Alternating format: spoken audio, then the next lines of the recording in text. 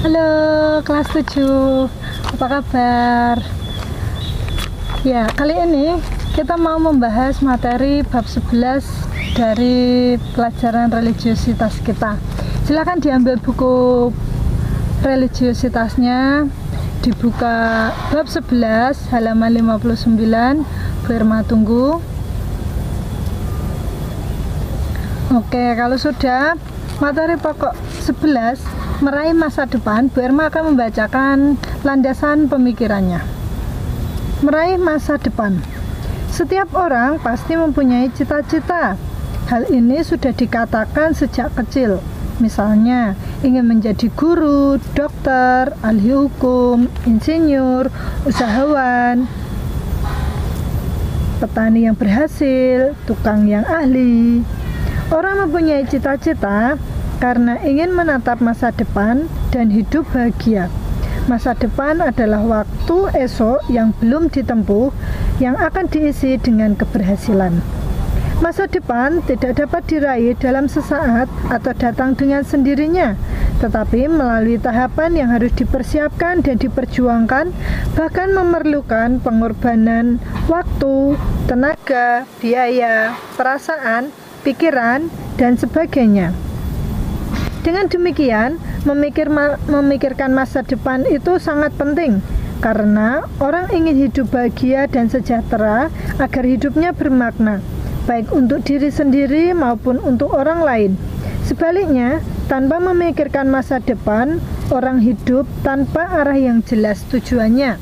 Orang akan terombang-ambing sehingga hidupnya tidak bermakna. Orang dapat meraih masa depan kalau mereka memperhatikan unsur-unsur pendukungnya, antara lain mempunyai semangat berjuang atau gigih berjuang, tidak malas, tidak mau menyerah bila mengalami kegagalan, berani menghadapi tantangan, kemampuan ekonomi yang memadai, ada dukungan keluarga, dan sebagainya. Sebaliknya, sikap malas, mudah menyerah, atau putus asa, ekonomi yang kurang cukup, tidak ada dukungan keluarga, dan sebagainya, merupakan unsur-unsur penghambat dalam meraih masa depan.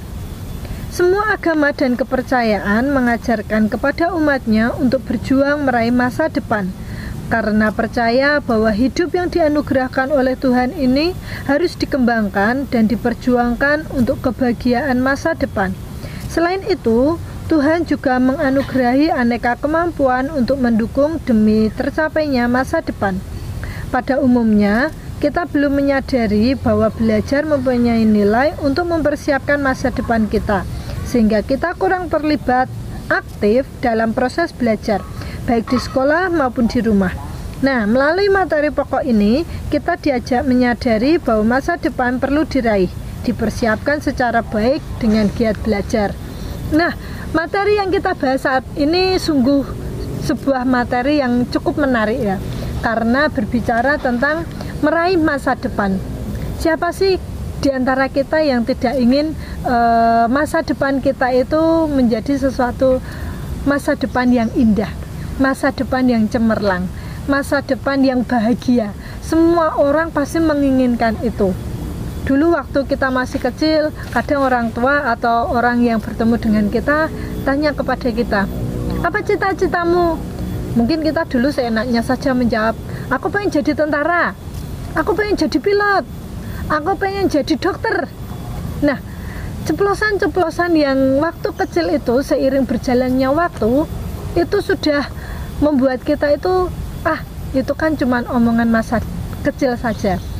Tetapi di sini kita mau melihat di dalam diri kita sebenarnya apa sih tujuan kita ini. Dulu Bu Irma waktu renungan pernah memberikan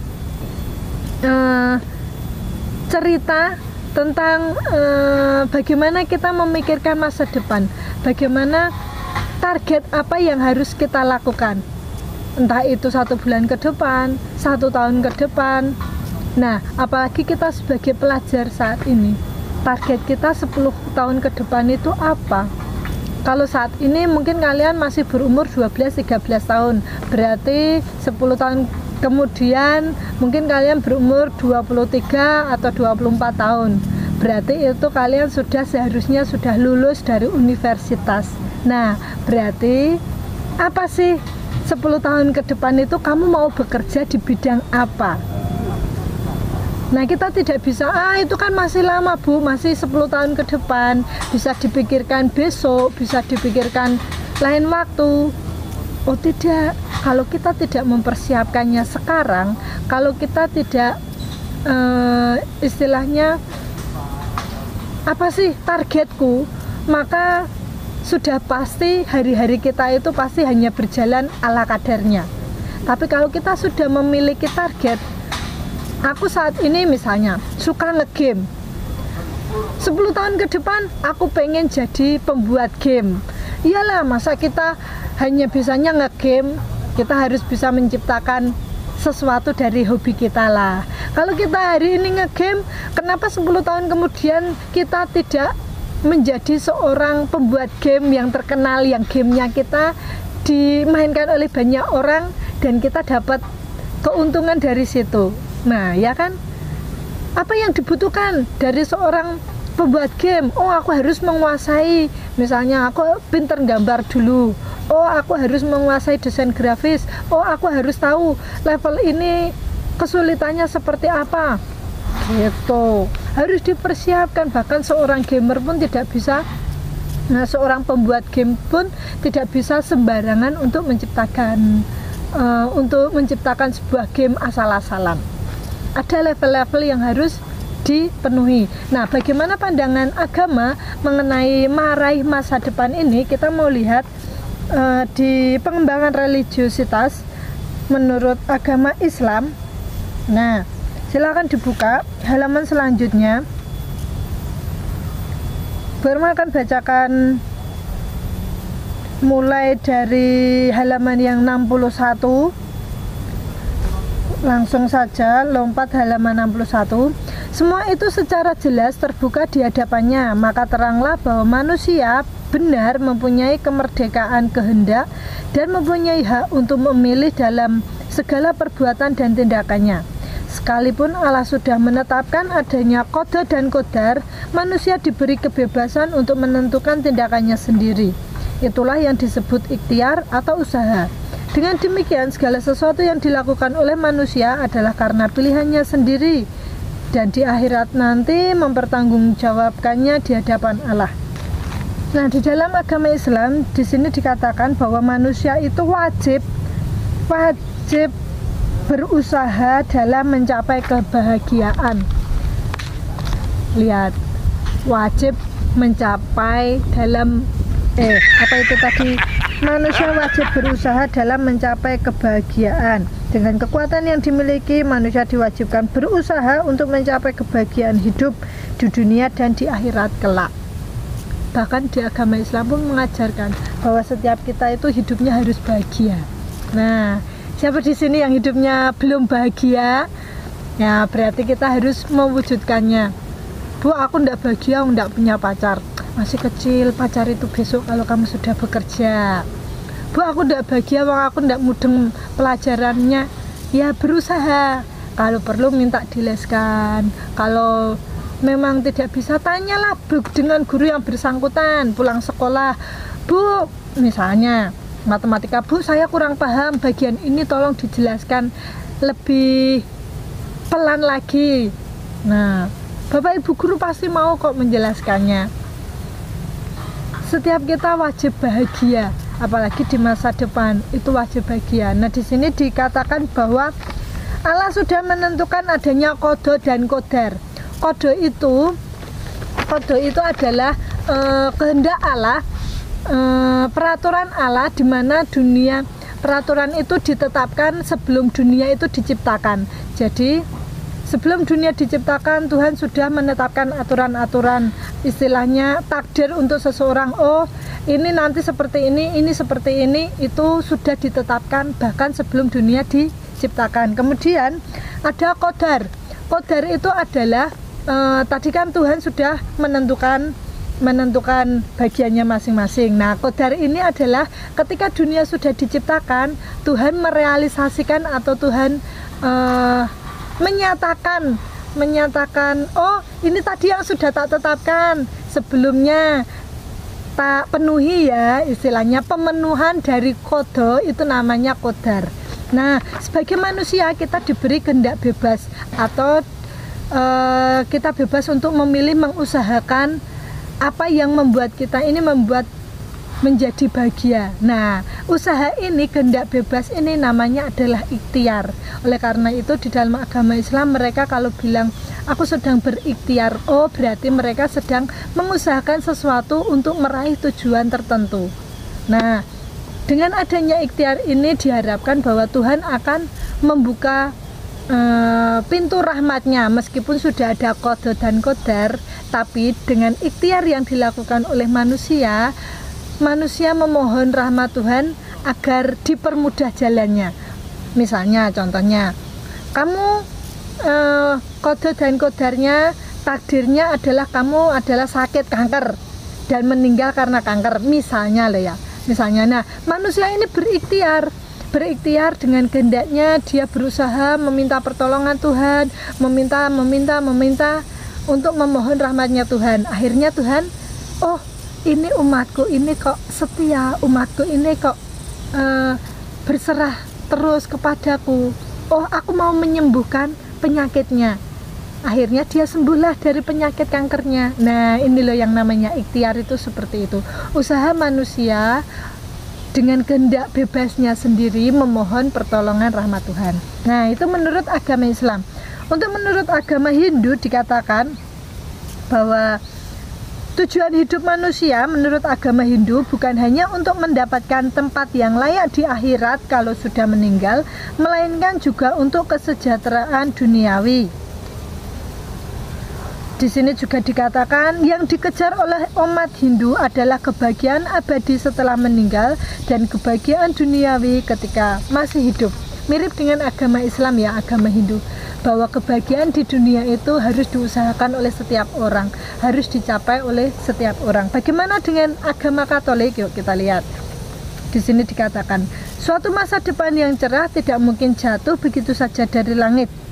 Cita-citanya sendiri harus dibentuk, kemudian dilakukan usaha yang gigih untuk meraihnya. Kejelasan memandang masa depan merupakan gambaran yang memberi warna gerak langkah, tetapi juga menjadi daya tarik yang selalu mengarahkan langkah. Paulus menjelaskan tentang sebuah perlombaan, di mana perlombaan ini ketika kita mengikutinya itu akan dipandang masyarakat menjadi luar biasa. Nah, perlombaan yang diikuti ini hadiahnya tahu enggak? Cuman bukan sepotong ya, hanya daun yang dirangkai menjadi sebuah mahkota, dan siapa yang menjadi pemenangnya akan menjadi sangat bangga walaupun hadiahnya itu cuma daun yang dirangkai menjadi sebuah mahkota. Nah, dalam mengikuti sebuah perlombaan ini orang-orang melatih diri mereka sedemikian kerasnya, karena perlombaan itu seperti sebuah maraton.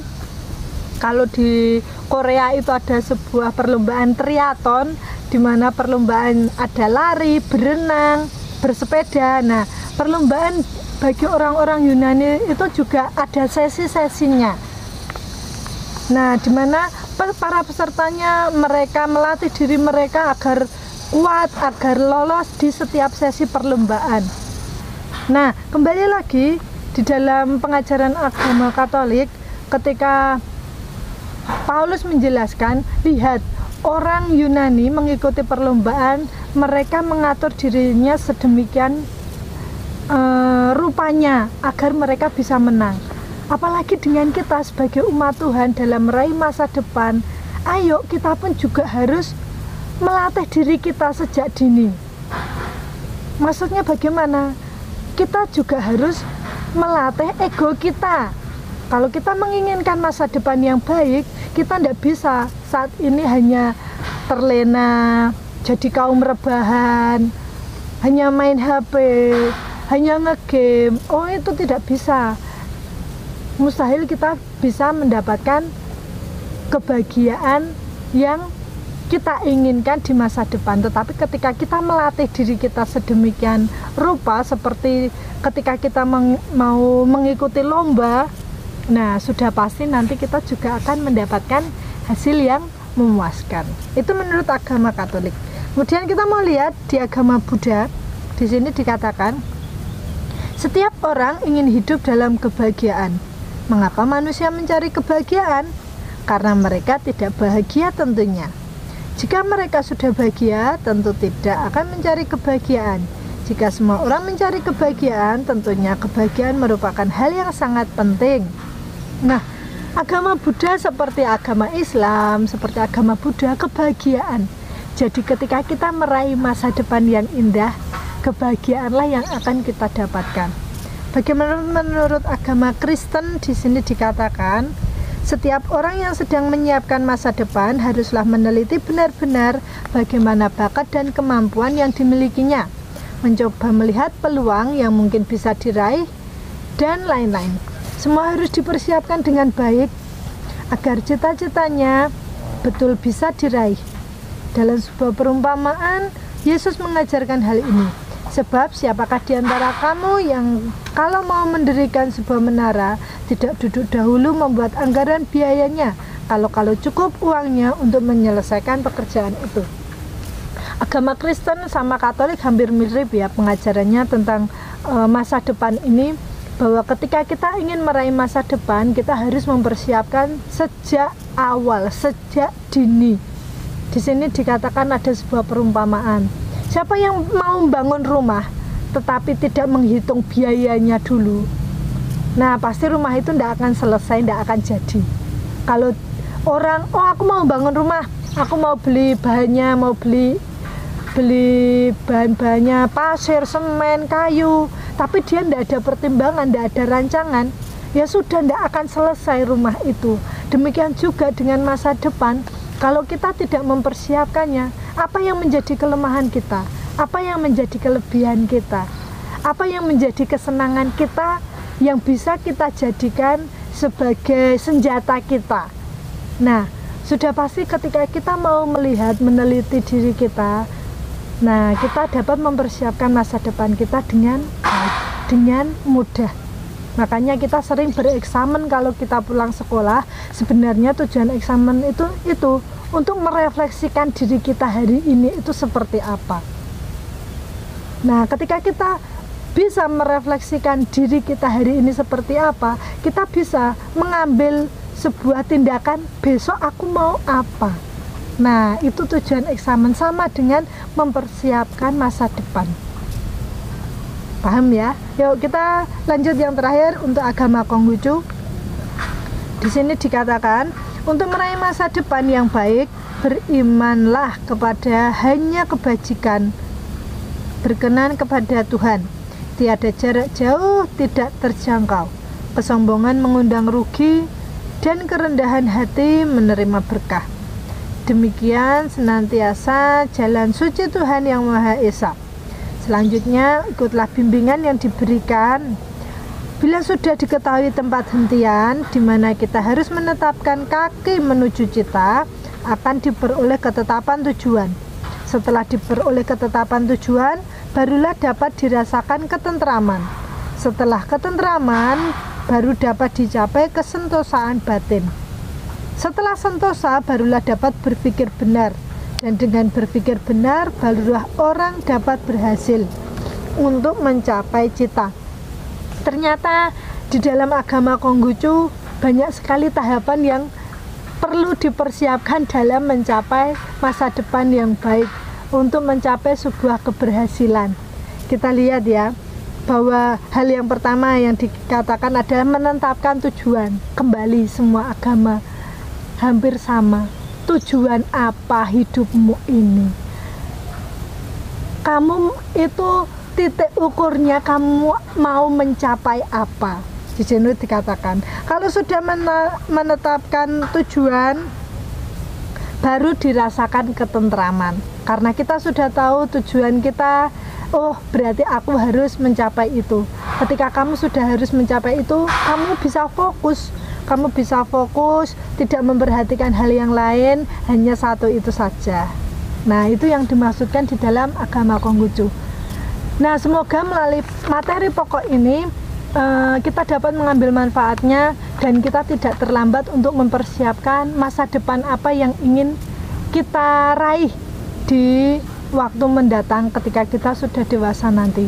Yuk, melalui materi pokok ini Bu Irma ajak kalian menilai hatimu, menilai perasaanmu, menilai kedalaman pikiranmu, sebenarnya kamu ini mau apa di 10 tahun mendatang. Nah, ini tadi adalah sebuah penjelasan dari materi pokok 11. Terima kasih sudah menyimak dari awal sampai akhir. Semoga kita sama-sama mendapatkan manfaatnya dari materi ini. Sampai jumpa.